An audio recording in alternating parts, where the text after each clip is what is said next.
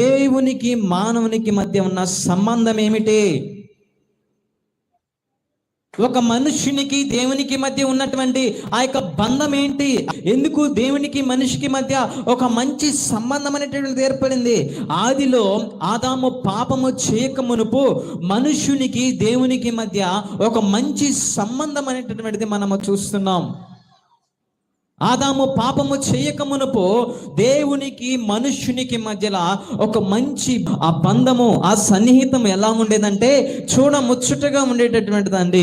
ఆ రోజున చల్లపూట దినాన చల్లగా ఉన్నటువంటి సమయమున తండ్రి అయినటువంటి దేవుడు ఏదోను తోటలోనికి వచ్చేసి తన యొక్క బిడ్డలను పలకరిస్తూ తనతో ముచ్చటిస్తూ ఉంటే ఆదాము అవ్వలు సంతోషం ఉంది. ప్రభువా, మేము ఈ రోజున ఈ పండు తిన్నామయ్యా. ప్రభువా, మేము ఈ రోజున ఈ పండు తిన్నామో, మేము ఇలా చేసామో, మేము అలా చేసామో, ఇదిగో ఇలాగున్నాం మేము, ఇది చూసాం మేము, అది చూసాం మేమని సంతోషముతో ఒక మంచి సన్నిహితము కలిగి దేవునితో ఒక మంచి బంధాన్ని కలిగి దేవుడు ఎదురుగా సంతోషిస్తూ మంచిగా ఆనందిస్తున్నటువంటి సమయంలో ఎప్పుడైతే పాపం అనేటటువంటిది ఎంటర్ అయిపోయిందో, ఎప్పుడైతే ఈ పాపానికి వారు చోటిచ్చారో ఆ సమయంలోనే దేవునికి మనుషునికి మధ్య ఉన్న సంబంధం అనేటటువంటిది తెగిపోయినట్లుగా మనము చూస్తున్నాం.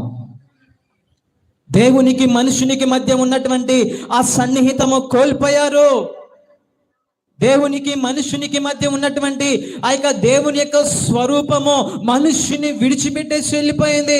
అప్పటి వరకు కూడా దేవుని స్వరూపంలో ఉండవలసినటువంటి మనుషులు, దేవుని పోలికలో ఉన్నటువంటి మనుషులు, ఆ యొక్క పాపం ఎప్పుడైతే వారి జీవితంలోనికి వచ్చేసిందో దేవుని స్వరూపము మనుష్యుని వదిలి వెళ్ళిపోయింది. ఇప్పుడు మనుష్యుడు పాపిగా తీర్చబడ్డాడు. ఇప్పుడు ఈ మనుష్యులు పాపులైపోయారు. ఈ పాపులను రక్షించడం కోసమే మరలా తన స్వరూపాన్ని ఏదో ఒక రకముగా మరలా తన స్వరూపమును తన బిడ్డలకు ఇవ్వాలనే ఉద్దేశముతోనే తండ్రి అయినటువంటి దేవుడు తన కుమారుని లోకానికి పంపించాడండి. తన కుమారుడి లోకానికి వచ్చేసి మనందరికీ కూడా ఒక మాదిరిని చూపించి మనందరినీ కూడా రక్షించినట్లుగా మనము చూస్తున్నాం. మనందరినీ కూడా ఆయన రక్షించాడు.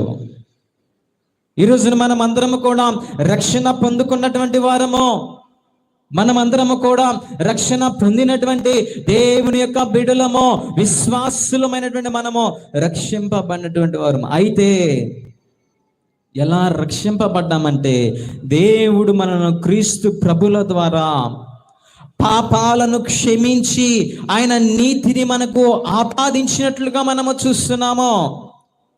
మన యొక్క పాపములన్నిటిని కూడా క్షమించి వేశాడు. మన యొక్క దోషములన్నిటిని కూడా క్షమించి వేశాడు.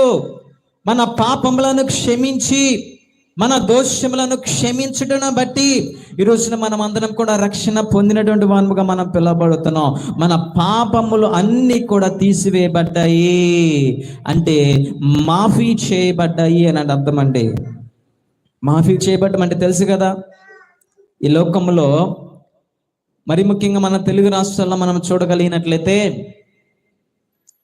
ఎంతోమంది రైతులు, ఎంతోమంది డ్వాక్రా మహిళలు, ఎంతోమంది వ్యవసాయం చేసేటువంటి వారు బ్యాంకులో కొంత ధనాన్ని తెచ్చుకుంటారండి.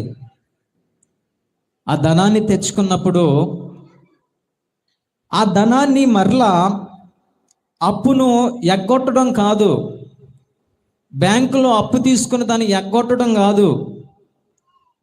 ఈ బ్యాంకులో ధనం తెచ్చుకున్నటువంటి వీరికి ప్రభుత్వం వారు ఏం చేస్తారంటే ప్రభుత్వం తరపున నీవు నేను చేసినటువంటి అప్పులు, నీవు నేను తెచ్చుకున్నటువంటి అప్పులను ఎగ్గొట్టమే నేను చెప్పడం కాదు, కానీ ప్రభుత్వము మన తరపున మన యొక్క అప్పులను చెల్లిస్తుంది. దీన్నే మాఫీ చేయటం అంటారు, రుణమాఫీ అంటారు. అర్థమవుతుంది కదా. అదే రీతిగా ప్రియులరా, ఇక్కడ మనం ఆలోచించగలిగినట్లయితే దేవుడు కూడా ఏం చేస్తాడంటే నీవు నేను చేసినటువంటి పాపములను, నీవు నేను చేసినటువంటి ఆ యొక్క పాపములను దేవుడు ఏం చేస్తున్నాడంటే ఎగ్గొట్టమని చెప్పట్లా, ఎగ్గొట్టేసి నేను చెప్పట్లా, కానీ దేవుడు ఏం చేస్తున్నాడంటే నీవు నేను చేసిన పాపములను ఆయన ఏం చేస్తున్నాడంటే దానికి ప్రతిఫలం చెల్లించేస్తున్నాడు, మాఫీ చేస్తున్నాడు, దాని యొక్క వెలను చెల్లిస్తున్నాడు. దాని యొక్క వెలను ఆయన చెల్లిస్తున్నాడు మనకు బదులుగా. అది మనము చేయాలి, కానీ మనకు బదులుగా యేసుక్రీస్తు ప్రభువారు ఏం చేస్తాడంటే మన పాపములను ఆయన మీద వేసుకొని, మన దోషములను ఆయన మీద వేసుకొని, మన సమస్యలను ఆయన మీద వేసుకొని ఆయన ఏం చేస్తుంటే మనకు బదులుగా పాపాలను మాఫీ చేస్తున్నాడు, నిన్ను రక్షించాడు. ఈరోజు ఎలా రక్షణ పొందావో తెలుసా? నువ్వు నీ పాపములకు వేరే వారు వెల చెల్లించుటను బట్టి ఈరోజు నువ్వు రక్షణ పొందావు. నీ అప్పులు వేరే వాళ్ళు తీర్చివేయటను బట్టి ఈ రోజున ఏమాత్రం కూడా అప్పు లేకుండా నువ్వు ఉండగలుగుతున్నావు. అదే రీతిగా మన పాపములకు వేరే ఒకరు బలిగా అర్పించుటను బట్టి, వేరే ఒకరు దానికి వెల చెల్లించుటను బట్టి మన పాపము నుంచి మనం వేరైపోయాం. మన పాపము నుంచి వేరైపోయి మనం రక్షించబడ్డాం. కనుకనే ప్రియులారా, ఈరోజు జ్ఞాపకం చేసుకోవాలి. దేవుడు మాట్లాడుతున్నాడు ఈ సమయంలో మనందరితో కూడా. దేవుడు తెలియజేస్తుండ మనందరికీ కూడా పాపాలు క్షమించడంటే ఏంటంటే దాని శిక్షను వేరొకరు భరించారు. ఆయనే మన రక్షకుడైనటువంటి యేసుక్రీస్తు ప్రభువారు నీ నా స్థానములో అది ఏం చేయబడిందంటే మాఫీ చేయడం జరిగింది. నీ నా స్థానములో దాన్ని ఎవరు చెల్లించారంటే వేరొకరు, అంటే యేసుక్రీస్తు ప్రభువారు దాన్ని చెల్లించారు. ఎప్పుడు పాపము చేయని వారి వలె ఆయన మనల్ని చూస్తూ ఉన్నాడు. ఈ రోజున ఆయన ఎదుట కనుక మనం నిలబడగలిగినట్లయితే ఆయన చూస్తాడండి. ఎలా చూస్తాడో తెలుసా? నువ్వు ఎప్పుడు కూడా పాపం చేయకుండా పరిశుద్ధమైనటువంటి జీవితంలో జీవించినటువంటి వ్యక్తిగా ఆయన దృష్టిలో, ఆయన కళ్ళకు ఈ రోజున మనం అందరం కూడా కనబడుతున్నాం. ఎలా కనపడుతున్నామండి? ఒక పాపిగా దేవుడు మనల్ని చూడట్లేదు, రక్షణ పొందినటువంటి వ్యక్తిగా దేవుడు చూస్తున్నాడు. మారు మనసు పొందిన వ్యక్తిగా దేవుడు మనల్ని చూస్తూ ఉన్నాడు. అదే ఈ లోకానుసారంగా మనం ఆలోచించగలిగినట్లయితే ఒక పాపం చేసినటువంటి వ్యక్తి, లేకపోతే ఒక పనికిమాలిన కార్యం చేసినటువంటి వ్యక్తి కనుక ఎప్పుడన్నా అవసరం వచ్చి మన ముందు నిలబడ్డాడు అనుకోండి, మన పైకి చెప్పకపోయినా కానీ మొట్టమొదటిగా మనకు గుర్తొచ్చే విషయం ఏంటి? అరే, ఆ రోజు నువ్వు ఫలానా పాపం చేశావు, ఆ రోజు నువ్వు ఫలానా పాపం చేశావు. అదే విషయము మానవులైన మనకి జ్ఞాపకం వస్తుంది.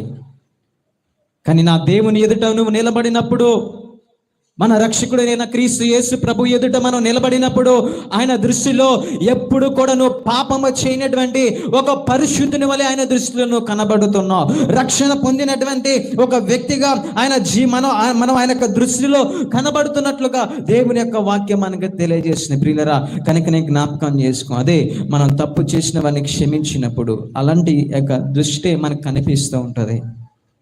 కనుకనే రక్షణ పొందినటువంటి మనలో అనుభవంలో ఏమి రావాలంటే పరిశుద్ధత అనేటటువంటిది రావాలి. అంటే రక్షించబడడం కానీ జీవించడంలో మనం ఎలా ఉండాలంటే, మనము జీవిస్తున్నప్పుడు కొంచెముగా దేవుని యొక్క సన్నిహితముగా మనము రక్షింపబడినప్పుడు దూరముగా ఉన్నటువంటి ఆ యొక్క పరిశుద్ధముగా ఉన్న ప్రభువుకి మనం ఏమవుతామంటే సమీపంగా మనం వెళ్ళిపోతూ ఉంటాం. ఎప్పుడో తెలుసా? ఎప్పుడైతే అనుభవంలోనికి మనం తీసుకొస్తామో, ఎప్పుడైతే అనుభవంలోనికి ఈ పరిశుద్ధతను మనం తెచ్చుకుంటామో, చిన్నగా నెమ్మదిగా కొద్దిగా ఏం చేస్తామంటే మనం పరిశుద్ధతలోనికి మార్చబడతాం. అంటే దేవుని యొక్క స్వరూపంలోనికి మనం ఏర్పాటు చేయబడాలి. ఇంకా చెప్పాలంటే స్పష్టంగా దేవుని యొక్క స్వరూపంలోనికి. ఆనాడు ఏదోను తోటలో ఒక మనుష్యుడు దేవునికి మధ్య ఉన్న సంబంధము కోల్పోయినప్పుడు ఇదిగో దేవుడు బాధపడి ఆయన తెలియజేస్తున్నాడు, మరలా నా స్వరూపములోనికి ఈ మనుష్యుని నేను తెచ్చుకోవాలని దేవుడు చెప్పినట్లుగా అదే స్వరూపములోనికి, అదే పరిశుద్ధతలోనికి మనం క్రమముగా నెమ్మదిగా రోజులు గడుస్తున్న కొద్దీ, దినములు గడుస్తున్న కొద్దీ ఆ యొక్క పరిశుద్ధతలోనికి మనం మార్చబడాలి.